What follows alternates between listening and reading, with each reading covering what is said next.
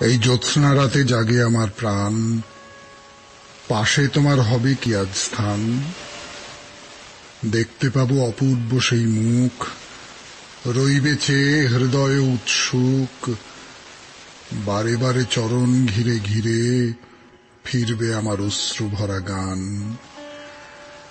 সাহস করে তোমার পদমূলে আপনারে আজ ধরি নাই যে তুলে। পড়ে আছি মাটিতে মুখ রেখে, ফিরিয়ে পাছে দাও এ আমার দান। আপনি যদি আমার হাতে ধরে কাছে এসে উঠতে বলো মোরে, তবে প্রাণের অসীম দরিদ্রতা এক নিমেষেই হবে অবসান। সৌমিত্র বসুর কথা শুরু হলো আজকে শরণাগতে 92.7 বিগ এফএম-এ। প্রথমে বিশুদ্ধ সিদ্ধান্ত মতে আজকের দিনটার কথা। আজকে শনিবার 22শে শ্রাবণ 1428, ইংরেজির 7ই আগস্ট 2021। তিথি আষাঢ়, কৃষ্ণপক্ষ চতুর্দশী, নক্ষত্র পুনর্বসু। সূর্যোদয়ের সময় ভোর 5:14 হয়ে 7 সেকেন্ড। সূর্য অস্ত যাওয়ার সময় সন্ধে 6:10 হয়ে 39 সেকেন্ড। আজকে জন্মে কর্কট রাশি, বিপ্রবর্ণ, দেবগণ। আজকের দিনেই আবির্ভূত হয়েছিলেন প্রখ্যাত কথা সাহিত্যিক প্রমথ চৌধুরী 1865 খ্রিস্টাব্দে। শিল্পাচার্য অবনীন্দ্রনাথ ঠাকুরের আবির্ভাব ঘটেছিল আজকের তারিখে 1871 খ্রিস্টাব্দে। দেওঘর সৎসঙ্গে পূজ্যপাদ শ্রী শ্রী বরদার প্রয়াণ তিথি আজকে। শ্রী গোবর্ধন দাস বাবাজি মহারাজের প্রয়াণ তিথি আজকে। আজকের দিনেই তিরোভাব ঘটেছিল রবীন্দ্রনাথ ঠাকুরের 1941 খ্রিস্টাব্দে। বাংলা গদ্য সাহিত্যের আদি লেখক এবং কেরি সাহেবের মুন্সী রামরাম বসু শেষ নিঃশ্বাস ত্যাগ করেন 1813 খ্রিস্টাব্দে। 1948 খ্রিস্টাব্দে জীবনাবসান ঘটে স্যার তেজ বাহাদুর সপ্রুর। প্রখ্যাত শিক্ষাবিদ এবং পশ্চিমবঙ্গের রাজ্যপাল ছিলেন হরেন্দ্র কুমার মুখোপাধ্যায়। প্রয়াত হন 1956 খ্রিস্টাব্দে আজকের তারিখে। 1971 খ্রিস্টাব্দে আজকের তারিখে মঞ্চ ও আলোক শিল্পী সত্যেন্দ্রনাথ সেন, সতু সেন নামে যিনি বিখ্যাত, তিনি প্রয়াত হন। আমাদের হোয়াটসঅ্যাপে চিঠি পাঠাবার নাম্বার 9831922927। চিঠির গোড়ায় অতি অবশ্যই SG লিখতে হবে। আর আমাদের ফেসবুকের নাম হলো শরণাগত সৌমিত্র, SHARANAGATA শরণাগত, SOUMITRA সৌমিত্র। প্রত্যেক সোম, বুধ এবং শুক্রবার আপনাদের সৌমিত্র বসু ফেসবুকের এই পাতায় রাত 9:30টার সময় উপস্থিত থাকে আপনাদের সঙ্গে কথা বলবার জন্য। তাহলে এবার একটু গান শুনবো। গানের পর 92.7 বিগ এফএম-এ শরণাগত অনুষ্ঠানে আজকের দিনটার যে বিশেষত্ব তার কথা বলবো এবং বলবো আজকের অনুষ্ঠান সম্পর্কে। গানের পর সৌমিত্র বসু আজকের বিশেষ দিনটির কথা বলবার জন্য এসেছে 92.7 বিগ এফএম-এ শরণাগত অনুষ্ঠানে। মায়ের দেওয়া মোটা কাপড় মাথায় তুলে নে রে ভাই, দিন দুঃখিনী মা যে তোদের তার বেশি আর সাধ্য নাই। এই গান তো আপনারা সবাই শুনেছেন, জানেন। সে ছিল স্বদেশী আমলের কথা। ইংরেজদের অর্থনৈতিক দিক থেকে পঙ্গু করে দিতে হবে, তার একটা উপায় সাগর পার থেকে যেসব বিদেশি মাল আসে তাদের বর্জন করা। গান্ধীজি চরকা কাটার ডাক দিলেন। সেটা গেল পুরনো দিনের কথা। আজকের দিনেও একটা ব্যাপার লক্ষ্য করেছেন, বড় বড় মাল্টিন্যাশনাল কোম্পানিগুলোর চাপে অল্প পুঁজির ছোট ছোট কারখানাগুলো কেমন মার খাচ্ছে। তার মানে মার খাচ্ছে কিন্তু আমার আপনার বাড়ির ছেলেটা বা মেয়েটা। তাই আজকের দিনটাকে শুধু ন্যাশনাল হ্যান্ডলুম ডে বলে কাপড়ের দিক থেকেই দেখব না, দেখব ছোট ছোট স্তরে আত্মনির্ভরতার দিন হিসেবে, যে আত্মনির্ভরতাই হল স্বাধীনতার প্রধান শর্ত। হ্যাঁ, আজকে ন্যাশনাল হ্যান্ডলুম ডে। এবারে বলি আজকের অনুষ্ঠান সম্পর্কে। প্রথমে পুরাণ চিরন্তনে রাজা পরীক্ষিতের গল্প বলছিলাম আপনাদের, এবং সেটা একটা দারুণ গল্প। ফলে প্রথমে ভেবেছিলাম ছোট করে বলবো, কিন্তু পরে আর ছোট করে বলতে ইচ্ছে করলো না, বেশ সবিস্তারেই বলছি আপনাদের। আমার বলতে ভালো লাগছে, আপনাদের কিরকম লাগছে আমি জানি না, নিশ্চয়ই জানতে পারা যাবে। তাহলে তারপরে তো চলে যাব প্রণমী তোমারেতে নিবেদিতার চোখে স্বামী বিবেকানন্দের কথা শেষ হয়েছে। এরপর স্বামীজির আরেকজন ভক্ত, তার নাম মনমথনাথ গাঙ্গুলি, তার মুখ থেকে আমরা শুনব স্বামীজির সম্পর্কে তার অভিজ্ঞতার কথা। তারপরে হে মহাজীবনে যেমনটা হয়, গতদিনে যার কথা বলেছিলাম তার নামটা বলবো, তার সম্পর্কে একটা দুটো কথা বলে, আর বলবো নতুন একজন মহাজীবনের কথা। কার কথা বলবো, কার কথা বলতে পারি আজকের দিনে আপনারা নিশ্চয়ই আন্দাজ করতে পারছেন। হ্যাঁ, রবীন্দ্রনাথের কবিতা শোনাবো আপনাদের। তারপর আপনাদের চিঠিপত্রের উত্তর, এবং শেষে বাইরে দূরে আমরা আছি এখন সুচিন্দ্রামের মন্দিরে। সেখানে একটি কাহিনীর কথা বলেছি, মন্দিরের সঙ্গে জড়ানো একটি কাহিনী, অনসূয়ার কাহিনী।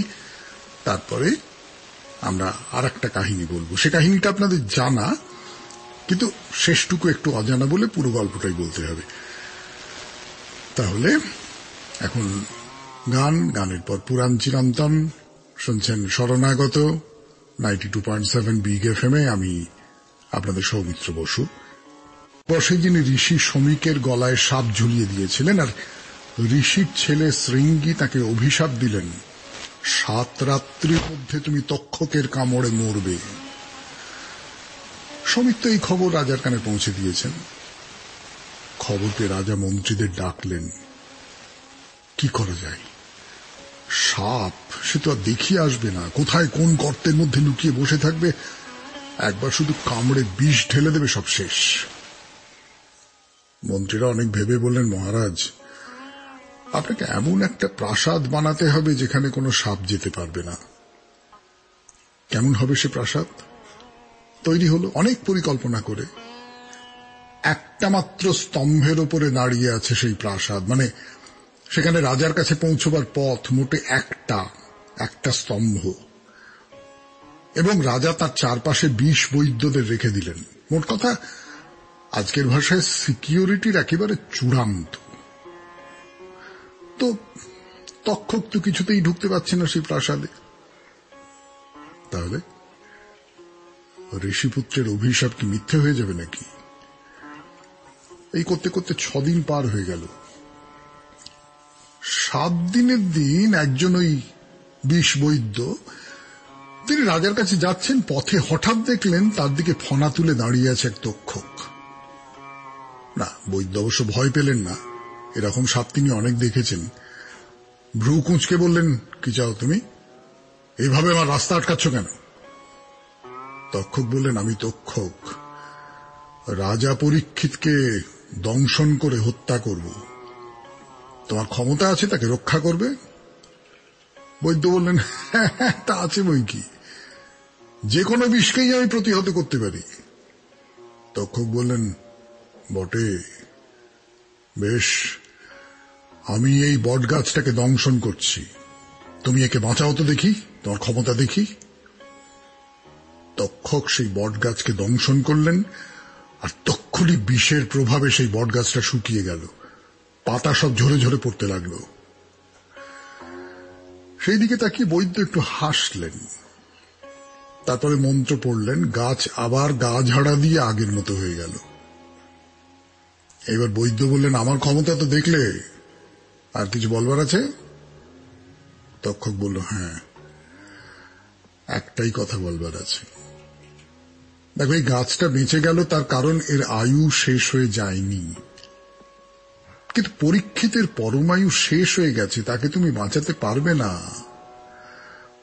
তার একটা কাজ করো, তুমি রাজার কাছ থেকে কত টাকা, কত ধনরত্ন পাবে বলো, আমি তোমাকে তার চেয়ে অনেক বেশি দেব, তোমাকে শুধু আমার কথা মতো কাজ করতে হবে। কি ভাবছেন? ছিল ছিল, আজকে যা দেখেন সবকিছুই সে যুগে ছিল। কিন্তু না, পুরাণ চিরন্তন আর না। এরপরে প্রণমী তোমারে 92.7 বিগ এফএম এ শরণাগত অনুষ্ঠানে গানের পর আরেকজনের কথা বলি। অনেকদিন ধরে তো বিদেশিদের মুখে স্বামীজির কথা হলো, এইবার একজন বাঙালির চোখে স্বামীজিকে দেখি আমরা। মানুষটির নাম মনমথনাথ গাঙ্গুলি। এলাহাবাদে সরকারি চাকরি করতেন। স্বামীজির প্রবল আকর্ষণে তার ভক্ত হয়ে যান। তো মনমথনাথ কলকাতায় এসেছেন, স্বামীজিকে দর্শন করতে এসেছেন। বাগবাজারে বলরাম বসুর বাড়িতে, আপনাদের মনে পড়বে বলরাম বসু ঠাকুরের খুব ভক্ত ছিলেন, ঠাকুর অনেকবার তার কাছে এসেছেন, থেকেছেন। এখন মনমথনাথ এসেছেন স্বামীজিকে দর্শন করবার জন্য এই বাড়িতে। তো দোতলায় বেশ একটা কার্পেট মোড়া ঘরে দর্শনার্থীরা বসে আছেন, পাশের ঘরে আছেন স্বামীজি। মনমথনাথ একটু পরে দেখলেন পা অবধি ঢাকা হালকা হলদে রঙের পুরো হাতা আলখাল্লা, গলায় রুদ্রাক্ষের মালা। ভগিনী নিবেদিতা স্বামীজি যে ঘরে আছেন তার চৌকাঠে গিয়ে বসলেন। কেন চৌকাঠে? কেন? কি কথা স্বামীজির সঙ্গে? কি হলো তারপর? বলবার জন্য আপনাদের সৌমিত্র বসু ফিরে আসছে গানের পর। শুনছেন শরণাগত 92.7 বিগ এফএম এ। হ্যাঁ, নিবেদিতা কিন্তু ঘরে ঢুকে গেলেন না, ঘরের চৌকাঠের সামনে মাটিতে বসে ভেতরের দিকে তাকিয়ে কথা বলছেন। মনমথনাথের বিবরণ শোনাচ্ছি আপনাদের 92.7 বিগ এফএম এ। শুনছেন শরণাগত। নিবেদিতা ঘরের ভেতরের দিকে তাকিয়ে প্রণাম করলেন, তারপর হাত জোড় করে বসে থাকলেন। এই যে ঘরে মনমথনাথ বসে রয়েছেন সে ঘর থেকে শুধু তাকে দেখা যাচ্ছে, স্বামীজিকে দেখা যাচ্ছে না। তিনি তো ভেতরে আছেন, নিবেদিতা বাইরে, ঘরের বাইরে। মাঝে মাঝে কথা বলছেন নিবেদিতা, নিশ্চয়ই স্বামীজির কথার উত্তরে, এবং এত নম্রভাবে, এত মাথা নামিয়ে বিনয়ের সঙ্গে বলছেন যে সেই ভঙ্গি আলাদা করে চোখে পড়ে। মানে কিরকম, মনমথনাথ লিখছেন যে মনে হচ্ছিল এই নারী যেন গির্জায় প্রভু যিশুর সামনে বসে প্রার্থনা করছেন। কথা শেষ হল, নিবেদিতা মাটিতে মাথা ঠেকিয়ে প্রণাম করলেন, তারপর আবার ফিরে চলে গেলেন। মনমথনাথ তাকিয়ে আছেন, দেখছেন। একটু পরেই এলেন বিজয় কৃষ্ণ গোস্বামী। তার কথা আপনারা জানেন, তার কথাই শরণাগততেও বলেছি এর আগে। তো বিজয় কৃষ্ণের সঙ্গে আছেন কয়েকজন শিষ্য, তারা এবারে খোলকর্তাল নিয়ে এসেছেন। এবারে কিন্তু স্বামীজি নিজেই ঘর থেকে বেরিয়ে এলেন, এসে সেই হল ঘরের মাঝখানে দাঁড়ালেন যেখানে দর্শনার্থীরা অপেক্ষা করছেন। বিজয়কৃষ্ণ এগিয়ে গিয়ে স্বামীজির পায়ের ধুলো নেবার জন্য নিচু হতে না হতেই স্বামীজিও নিচু হয়ে তার পায়ের ধুলো নিতে গেলেন, ফলে শেষ পর্যন্ত কেউ কারুর পদধূলি নিতে পারলেন না। তো স্বামীজি আদর করে বিজয়কৃষ্ণকে হাত ধরে কার্পেটের ওপর বসালেন।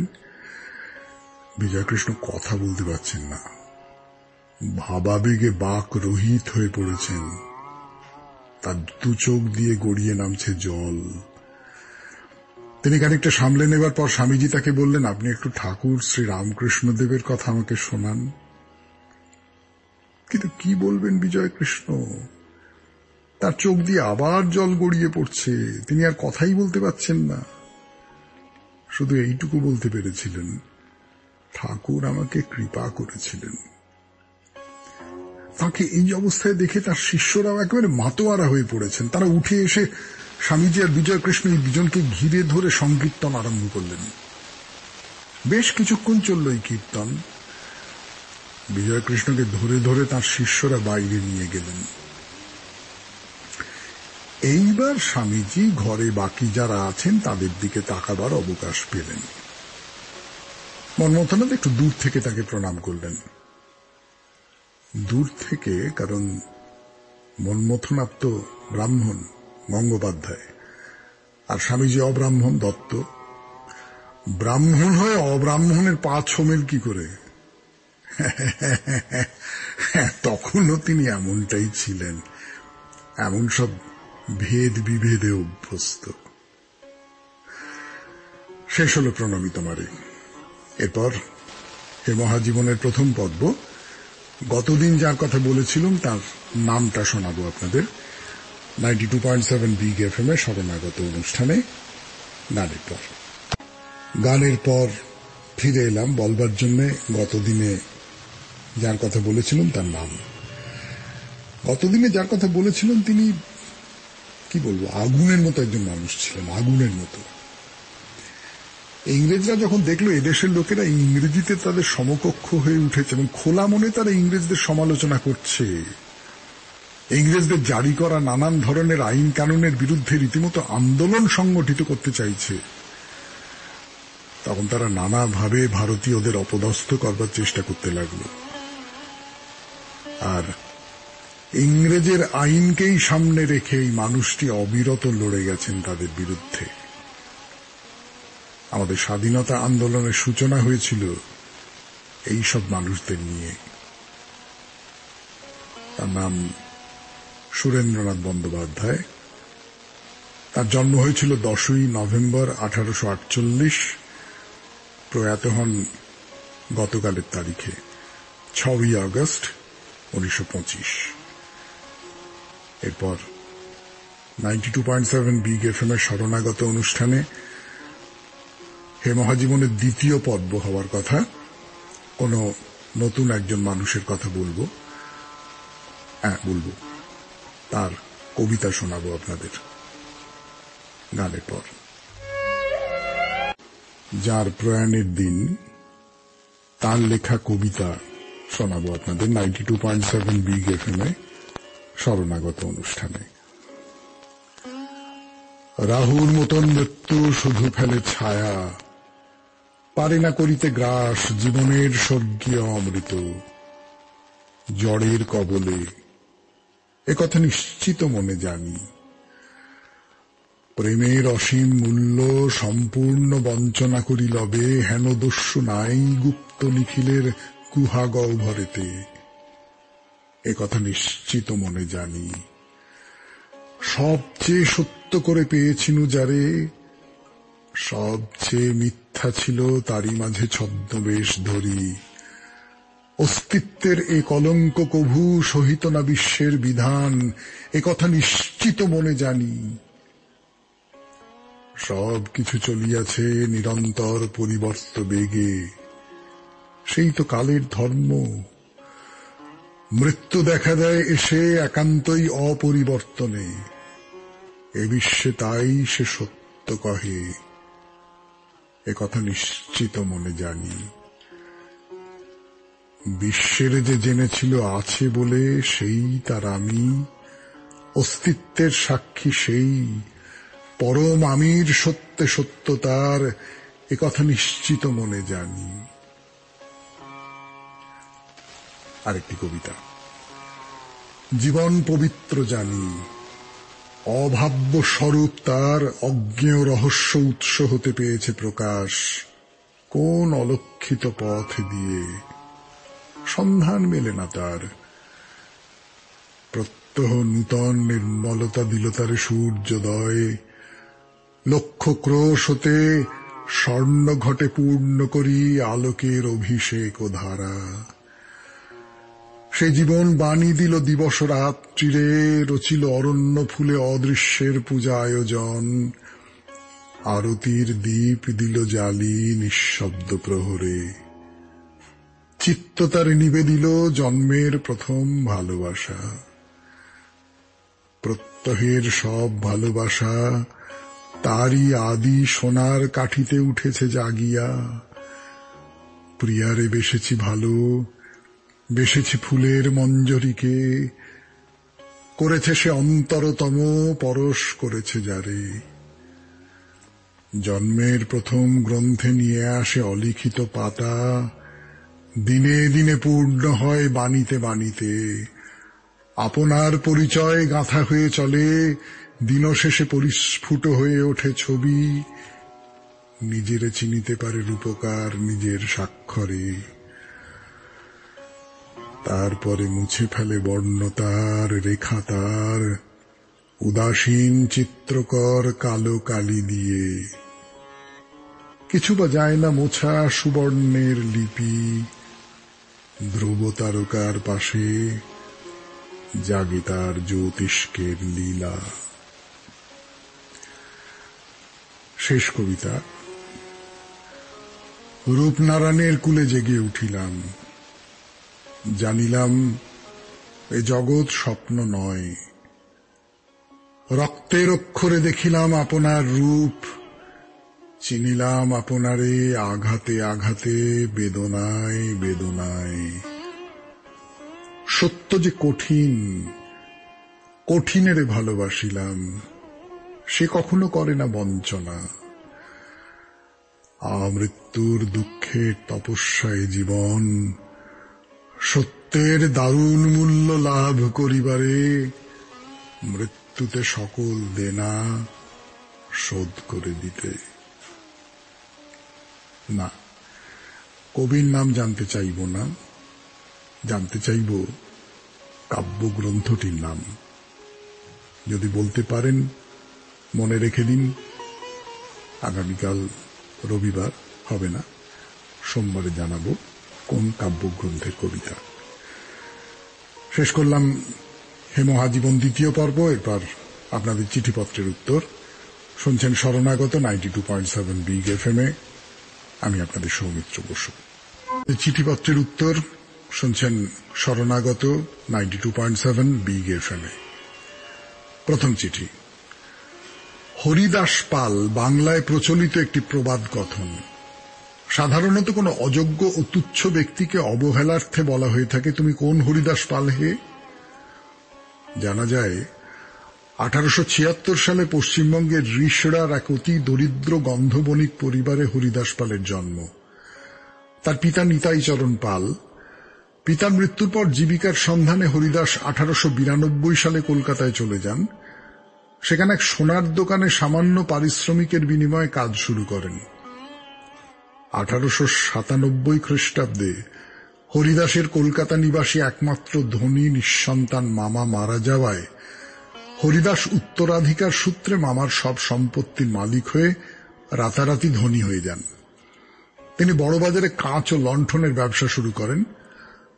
অত্যন্ত পরিশ্রমী, সৎ ও বুদ্ধিমান হরিদাস কয়েক বছরের মধ্যে তার ব্যবসা অনেক বাড়িয়ে তোলেন।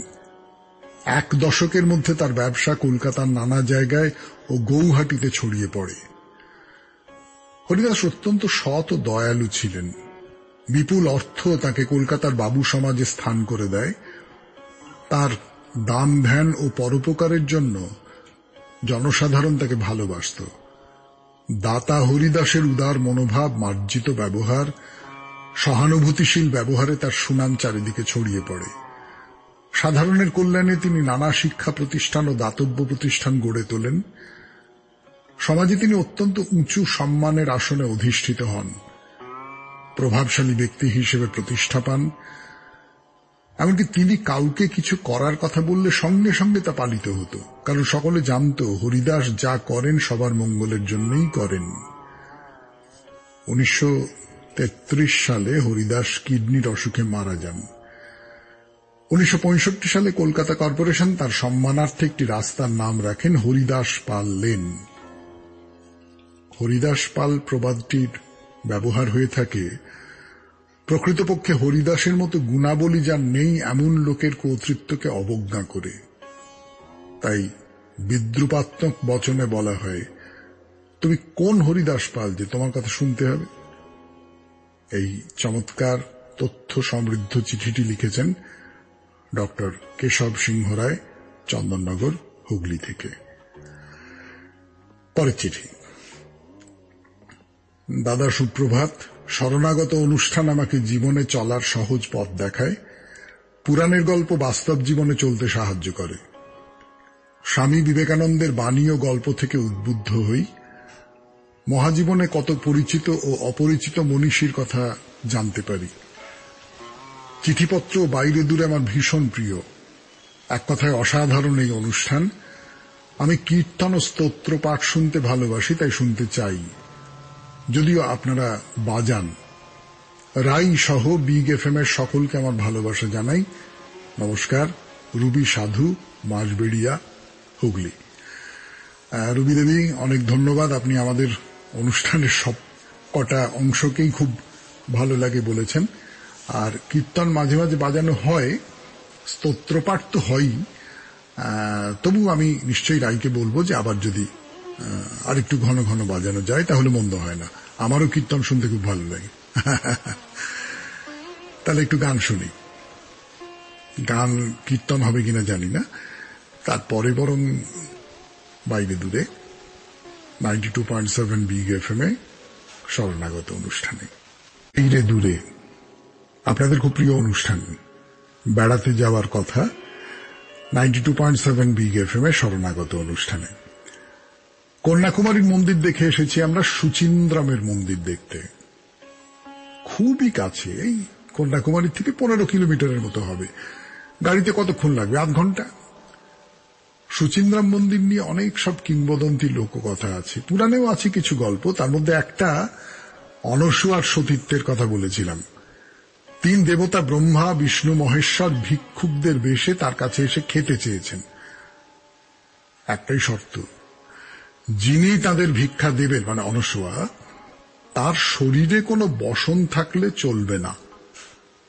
প্রশ্ন হলো, যদি 3জন পুরুষের সামনে বিবসনা হতে হয় তাহলে অনসূয়ার সতীত্ব থাকে কি করে? আবার প্রার্থীকে ফিরিয়ে দেওয়াও তো চরম অধর্ম। খেতে চেয়েছেন, খেতে দেব না। অনসূয়া তো এই বিপদে পড়ে তার ঠাকুরকে ডাকছেন। সেই ঠাকুর তাকে দয়া করলেন। কেমন দয়া! এই 3 দেবতার গায়ে তিনি জল ছিটিয়ে দিলেন। তারপর কি হলো বলবার আগে একটু গান শুনে নি, একটু সাসপেন্স থাক। 92.7 বিগ এফএম এ শরণাগত অনুষ্ঠানে বাইরে দূরে। বাইরে দূরে শুনছেন সুচিন্দ্র মন্দিরের, সুচিন্দ্রাম মন্দির বলা উচিত, তার কথা। তাই নিয়ে গল্প, যে সমস্ত গল্পগুলো এই মন্দিরকে কেন্দ্র করে গড়ে উঠেছে। তো অনসূয়া তার ঠাকুরকে ডেকেছেন। ঠাকুর এই ব্রহ্মা, বিষ্ণু, মহেশ্বরের গায়ে এক মন্ত্রপুত জল ছিটিয়ে দিয়েছেন। ব্যাস, তারা 3জন পলকের মধ্যে একেবারে কোলের শিশুতে রূপান্তরিত হয়ে গেলেন। তখন তো আর বিবসনা হয়ে তাদের খাইয়ে দিতে কোনো আপত্তি হওয়ার কারণ নেই। তাই খাওয়ানো হলো। বলতেই হবে, এই 3 মহাদেবতা সতীর কাছে তাদের দুষ্টুমির উপযুক্ত ফল পেলেন। কিন্তু না, গল্প এখানেই শেষ নয়। এরপরে তো অনসূয়া লক্ষ্মী, সরস্বতী আর পার্বতীকে তাদের স্বামী ফিরিয়ে দিলেন। হায় হায় হায়, এ কেমন স্বামী! এ তো 3টি কচি ছেলে। লক্ষ্মীর কোলে শুয়ে আছেন দেব বিষ্ণু, সরস্বতীর কোলে শুয়ে ওয়া ওয়া করছেন দেব ব্রহ্মা, পার্বতী বুকে নিয়ে আছেন মহাদেবকে। এ কি হলো? এদের স্বামী হিসেবে মানব কেমন করে? 3 দেবী বললেন ঘাট হয়েছে, স্বীকার করছে অনসূয়াই শ্রেষ্ঠ সতী। তখন অনসূয়ার প্রার্থনা শুনে তার যিনি দেবতা, তিনি আবার দেবতাদের আগের মতো করে দিলেন। আগের মতো হয়ে এই ত্রিমূর্তি লিঙ্গরূপে এই সুচিন্দ্রাম মন্দিরে প্রতিষ্ঠিত হলেন। এই মন্দিরে যে লিঙ্গ আছে তাতে 3জন দেবতাই আছেন। একেবারে নিচের দিকটায় আছেন ব্রহ্মা, মাঝের অংশে বিষ্ণু, আর ওপরের দিকটায় শিব। কে কেমন লাগলো গল্পটা? দারুণ না? যদি ভালো লেগে থাকে তাহলে আর একটা গল্প শোনাই। এই মন্দিরটা নিয়েই। এটা দেবরাজ ইন্দ্রের গল্প। আপনারা খানিকটা জানেন, খানিকটা জানেন না, একটু জানা অজানার মধ্যে ঘোরাফেরা করছে। আপনারা তো জানেন, গৌতম মুনির স্ত্রী অহল্যাকে দেখে ইন্দ্র একেবারে আর্ত হয়ে পড়েন। অহল্যার সঙ্গে মিলিত হবার জন্য একটা উপায় বার করলেন তিনি। তখন গভীর রাত। ইন্দ্র পা টিপে টিপে প্রবেশ করলেন গৌতমের কুটিরে। গৌতম তো গভীর ঘুমে ডুবে আছেন। ইন্দ্র ভোরবেলা মুরগি যেমন করে ডাকে তেমনি করে ডাকতে লাগলেন। সেই আওয়াজে ঘুম ভেঙে গেল গৌতমের। ভোর হয়ে গেল। হ্যাঁ, তিনি খুব ভোরে ওঠেন, নদীতে অবগাহন করেন, সে তো নিজে থেকেই ঘুম ভেঙে যায়। যাই হোক, গৌতম উঠে নদীতে চলে গেলেন, আর সেই ফাঁকে ইন্দ্র গৌতমের রূপ ধরে অহল্যার সঙ্গে মিলিত হলেন। এদিকে নদীর পথে খানিকটা এগিয়েই গৌতমের সন্দেহ হল, কি ব্যাপার, ঘুটঘুট করছে অন্ধকার, এমনটা তো হওয়ার কথা নয়। তিনি মাঝপথ থেকে ফিরে এলেন, এসে দেখলেন তার পত্নী অহল্যার সঙ্গে ইন্দ্রকে। ক্রুদ্ধ গৌতম অভিশাপ দিলেন, ইন্দ্র, তুমি যেমন পরনারীকে কামনা করে শঠতার আশ্রয় নিয়েছ, আমি অভিশাপ দিচ্ছি তোমার সারা দেহ চক্ষুতে ভরে যাক। আর অহল্যা, তুমি অসতী, তুমি এই মুহূর্তে পাথরে পরিণত হও। না, এই গল্প একটু আধটু এদিক ওদিক করে তো আপনারা সকলে জানেন। যেটা হয়তো জানেন না সেটা হলো ইন্দ্রের কি হলো। বলবো, সেটাই বলবো, কিন্তু সোমবার, কালকে তো রবিবারের শরণাগত, বিশেষ রকম শরণাগত, আপনাদের চিঠি পড়ার শরণাগত, কাজেই সোমবার বাইরে দূরেতে। তাহলে হয়ে গেল, দেখতে দেখতে শরণাগত শেষ। 92.7 বিগ FM এ শুনছেন শরণাগত, শুনলেন এতক্ষণ ধরে। আমাদের হোয়াটসঅ্যাপে চিঠি পাঠাবার নাম্বার 9831922927। চিঠির গোড়ায় অতি অবশ্যই SG লিখতে হবে।